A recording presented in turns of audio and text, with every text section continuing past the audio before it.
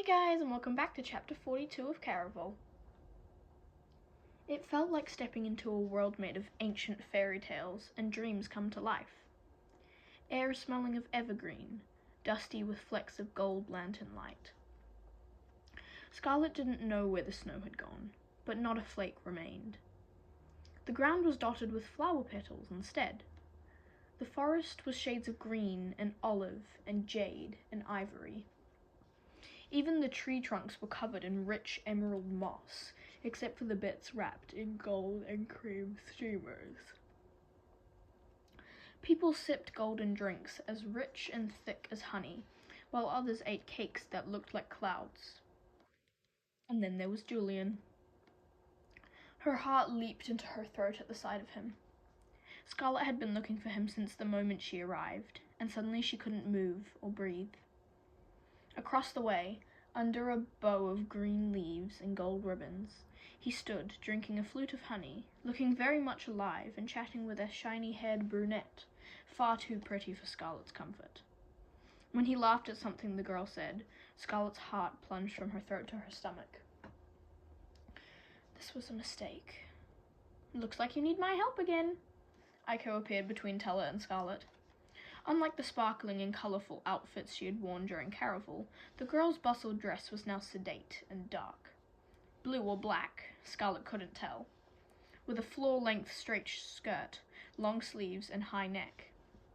I get cold, she stated simply. And you look as if you have a chill as well, though I'm guessing it's not from the temperature. Aiko's eyes went to the brunette, watching as she wrapped her hand around Julian's arm. Her name is Angelique. You might recall her from the dress shop. She loves flirting with the ones who have their sights set on someone else. Aiko looked pointedly at Scarlet. Is this your way of saying I should go over there and talk to him? You said it, not us, said Tella. Aiko nodded in agreement. Ah, Tella exclaimed. Scarlet followed her sister's gaze until it hastily dropped on Dante, who just entered the party. He was still dressed in black, but now he had both his hands and a pretty girl on either arm. Dante, I'm so glad you're here. I was looking for you, and I believe Aiko was as well. Tella trotted off toward Dante. Without a word, Aiko followed, leaving Scarlet all alone. Scarlet tried to steady herself with a deep breath, but her heart beat faster every step she took. Dew from the grass dampened her thin gold slippers. Julian still hadn't looked her way, and she feared what she would see when he did. Would he smile? Would it be the polite sort, or the real sort? Or would he turn back to Angelique and make it clear that whatever he'd shared with Scarlet was really nothing at all? Scarlet stopped several feet away, unable to move any closer. She could hear the low rumble of his voice now as he told Angelique. And I think that's where we're headed next. And are you planning on stealing this show again? Angelique asked. A wolfish flash of teeth. Angelique wet her lips. Scarlet wanted to melt into the night, wink out of existence like a broken star. Then he saw her. Without another word, Julian set down his glass and strode toward her. The leaves above Scarlet shuddered, raining down bits of green and gold as he moved. His gait shifted, wavering between confident and something that looked nothing like it. Her Julian. Yet, how could he be hers when she didn't know anything real about him? She said, "Hello," but it came out like a whisper. And for a moment they just stood there, under the trees that had gone as still as her heart.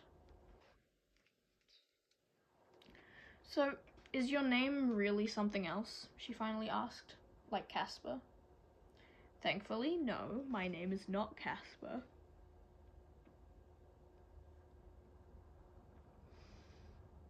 When Scarlet didn't smile, he added, It gets too confusing if we all use different names. Only the performer who plays legend does that. So your name really is Julian? Julian Bernardo Marrero Santos.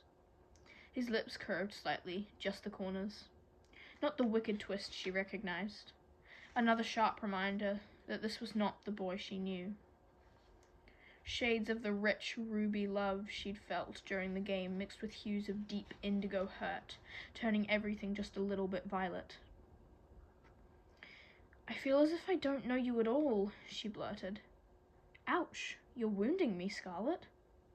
He sounded more serious than mocking, yet all she heard was the way he'd called her Scarlet, not Crimson. The nickname had probably just been part of the game, and it shouldn't have meant anything, yet not hearing it reminded her once more of who he really was and wasn't.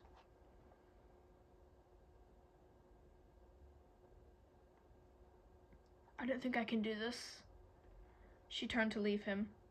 "Scarlet, wait!" Julian grabbed her arm, spinning her back around. From the distance, they might have looked like one of the many dancing couples around them, if one couldn't see the frustration in his face or the hurt in hers. "Why do you keep calling me Scarlet?" she asked. "Isn't that your name?" "Yes, but you've never called me it before." "I've also never done this before." A muscle ticked in Julian's jaw. "When the game ends, we go, leaving everything behind. I'm not used to talking to participants after it's over." "Would you rather I go?" Scarlet asked. "No, I would think that's obvious," Julian ground out. "But I do want you to stop looking at me as if I'm some sort of stranger." "But you are," she said. Julian winced. "Can you deny it? You know so much about me, and I don't know anything real about you." The hurt in Julian's expression deepened. "I know it feels like that, but not everything I told you was a lie. But most of it was. Julian brought a finger to Scarlet's lips. "Please let me finish. It wasn't all a deception. Who we play during Caraval always reflects part of who we are. Dante still thinks he's prettier than anyone else. Aiko is unpredictable, but usually helpful. You might think you don't know me, but you do. What I told you about my family being well-connected and playing games, that was true." Julian waved an arm, gesturing toward all the people around them. "This has been my family for most of my life." A mixture of pride and some other emotion that Scarlet couldn't place edged his features. And suddenly she recognized one of his names from her Nana's stories. Santos. "You're related to Legend?" Instead of answering, Julian scanned the celebration before turning back to her. "Will you walk with me?" He reached out a hand. Scarlet could still remember kissing his fingers, tasting each one as she pressed them to her lips. A tremor slid across her bare shoulders at the memory. He'd warned her that she should be afraid of his secrets, and now she understood why. Refusing his hand, she followed him anyway. Her slippers crushed flower petals as he led her toward a willow tree, parting its sweeping branches so she could step through. Some of the leaves gleamed in the dark, casting a gentle green light and sheltering them from the rest of the party. "Almost my entire life, I looked up to Legend," Julian began. "I was like you were when you started writing him letters. I idolized him. Growing up, I wanted to be Legend. And when I became a performer, I never cared if the lies I told hurt anyone. All I cared about was impressing him. Then came Rosa." The way he said her name made something tumble uncomfortably inside Scarlet's chest. She knew Rosa was real, but she thought it was Legend who had seduced her. "You were the performer who was involved with her?" "No," Julian answered immediately. "I never even met her, but I was telling you the truth when I said I lost faith in everything when she killed herself. After that, I realized Caraval was no longer the game it had once been, meant to give people a harmless adventure and hopefully make them a little wiser. Legend had changed it over the years, and not for the better. He takes on a part of whatever roles he plays, and he'd been playing the role of a villain for so long, he'd become one in real life. Finally, a few months back, I decided to leave, but Legend convinced me to give him another chance and stay." "So, you've actually met him?" Scarlet asked. Julian opened his mouth, as if there was something he wanted to tell her, but the words wouldn't come out. He looked at Scarlet meaningfully. Remember what you asked me about Legend?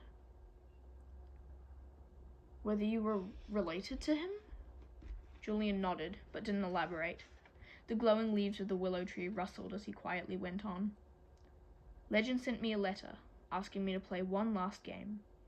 He claimed he was trying to redeem himself, and I wanted to believe him. Julian took a deep breath before continuing. I was only supposed to bring you and Tella to the Isle, but every time I tried to walk away from you, I couldn't do it. You were different than I expected. Most people only worry about their own pleasure during Caraval, but you cared so much about your sister. It reminded me of the way I had always felt about my own brother. Julian's caramel eyes met Scarlett's as he finished, and suddenly, a thought struck her. Legend is your brother? She asked. A wry smile curved Julian's lips. I was hoping you'd figure it out. But Scarlett stumbled over what to say next as she tried to make sense of it. It explained why Julian would have had such a hard time walking away from the game. Scarlett knew how difficult it was to turn away from a sibling, even when they did hurtful things. And the other players had treated Julian differently. Ever since learning Casper had only pretended to be Legend, and that Julian was alive, Scarlett had wondered once more if Julian was actually the master of Caraval. But maybe Scarlett only thought this because the two were closely related.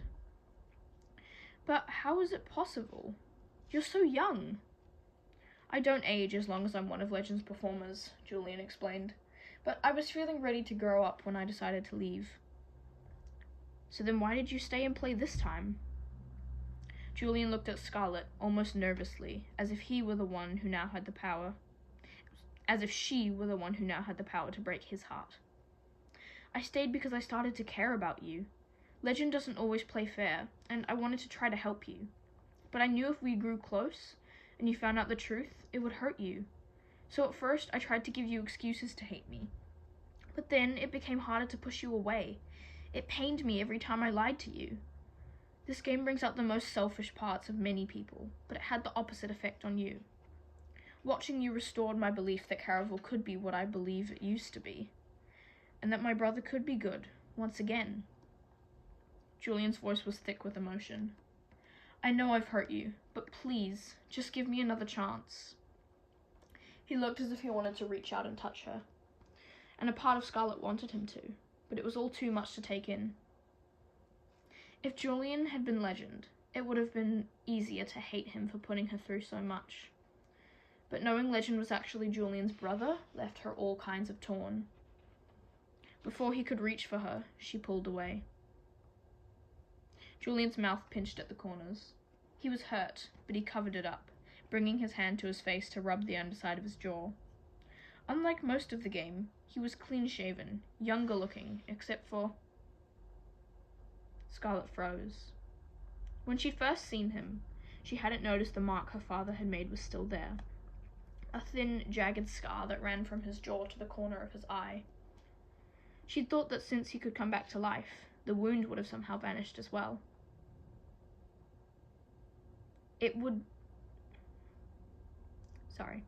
She'd thought that since he could come back to life, the wound would have somehow vanished as well, and it would be as if that awful night had never happened. Julian caught her staring and answered her unasked question. I might not be able to die during the game, but all the injuries I received throughout Caraval leave scars. I didn't know, Scarlett mumbled. She'd been nervous about seeing Julian, because she'd feared the game wasn't as real for him as it had been for her. But perhaps Tella had been right with what she'd said. There's always a bit of real mixed in with everything. I'm so sorry my father did that to you. I knew the risks I was taking, answered Julian. Don't be sorry, not unless it's the reason you're trying so hard to walk away from me. Scarlett's eyes sought his scar again. Julian had always been handsome to her, but this very real scar down his cheek made him devastating. It reminded her of his bravery and his selflessness, and how he'd made her feel more than anyone else she'd ever met. Maybe he wasn't exactly the same boy she had thought he was during the game, but he no longer seemed like a stranger. And he'd done it all to help his brother. How could she, of all people, hold something like that against him? If anything, I think the scar is the most beautiful thing I've ever seen. Julian's eyes widened. Does that mean you'll forgive me? Scarlett hesitated. This was her chance to walk away. Teller had said that after tonight, if she wanted, they could forget all about Caraval. Scarlett and Teller could start new lives for themselves on another island, or even one of the continents. Scarlett used to fear she couldn't take care of herself, but now that challenge excited her. She and Teller could do anything they wanted. But as Scarlett looked at Julian, she couldn't deny she still wanted him as well. She remembered all of the reasons she'd first fallen for him. It wasn't only his handsome face, or the way his smile made her stomach flutter. It was the way he'd pushed her not to give up, and the sacrifices he'd made. Maybe she didn't know him as well as she'd have liked, but she was fairly certain she was still in love with him. She knew she could walk away, but she'd spent enough of her life fearing the risks that accompanied the things she wanted most. In answer to his question, Scarlett lifted her hand, slowly bringing her fingers to his cheek. Her skin tingled where it touched his, sending shivers all the way down her arm as she traced the thin line from the edge of his parted lips to the corner of his eyelid. "I forgive you," she whispered. Julian briefly closed his eyes, brushing the ends of her fingers with his black lashes. "This time, I really promise I won't lie to you again." "But don't you have rules about involvement with people who aren't a part of Caraval?" Scarlett asked. "I'm not really too concerned with rules." Julian drew a cool finger along her collarbone as he leaned in closer, sliding his free hand around her neck. Scarlett's heart raced faster at the promise of his lips, the feeling of his hands, and the memory of a kiss, so flawless and so reckless. Scarlett wasn't sure who kissed who first. Their lips were almost touching, then Julian's soft mouth was crushing hers. It tasted like the moment before night gives birth to morning. It was the end of one thing and the beginning of something else, all wrapped up together. Julian kissed her as if he'd never touched her lips before, sealing the promise he'd just made as he pulled her against his chest, wrapping long fingers in the ribbons of her gown. Scarlett reached up and threaded her hands through his satiny hair. In some ways, he still felt just as mysterious and unknowable as the first time she met him, but in that moment, none of her questions mattered. She felt as if her story could have ended there, in a tangle of lips and hands and ribbons of color.